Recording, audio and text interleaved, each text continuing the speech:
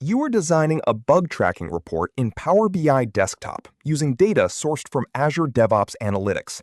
You must set up a data connection from Power BI Desktop to authenticate against Azure DevOps, ensuring you can leverage analytics views and apply cloud-based filtering. Which data connector is appropriate? Option A, OData Queries. Option B, Azure DevOps Boards Only. Option C, Azure DevOps Server Boards Only. Option D, OData Feed.